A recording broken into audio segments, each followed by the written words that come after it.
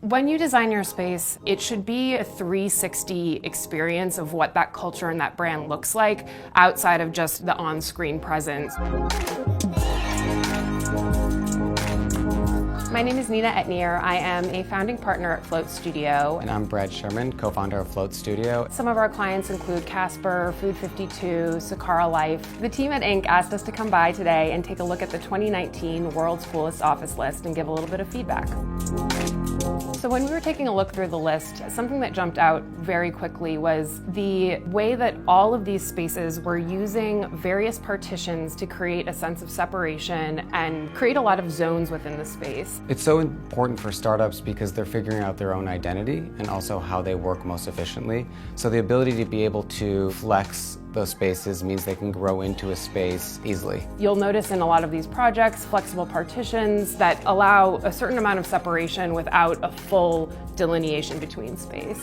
Even just a slight level change between two spaces, something as subtle as 2 to 3 feet, that just helps create a sense of space without blocking off the sight line. Another thing we're seeing in this list is a huge focus on the common areas and spaces. It's the opportunity to really pull your entire team together and encourage not only collaboration, but also just relaxed socialization, especially for a startup where you may go from 10 people to 200 people in a really short period of time. The space can be a really fantastic way to maintain the energy and the excitement around the culture. They can be areas for presentation, for entertaining, and also what you would want to bring a visitor or an investor through to just kind of get a quick sense of who you are and what the heartbeat of the company is.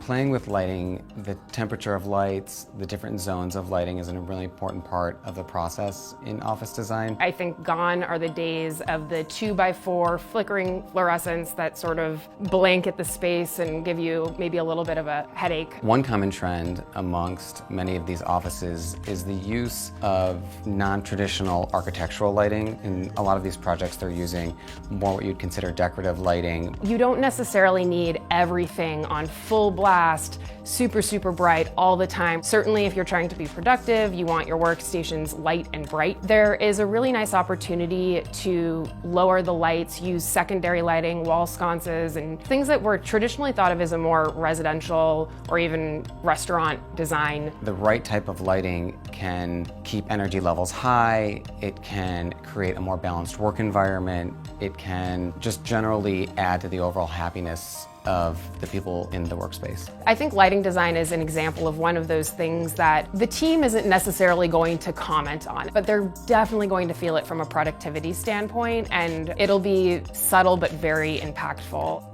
In quite a few of these projects, they were in spaces that had really interesting architectural bones to begin with. So some of them were extremely gritty warehouses, maybe a little bit rougher around the edges than you would typically see in a workspace. But the projects that did fall into that camp do a really beautiful job of not covering that up, but rather letting that inform the entire design direction. There was even a project where I noticed the selection of the furniture, the colors, and the fabrics was informed by the colors and tones that you saw in this existing warehouse structure.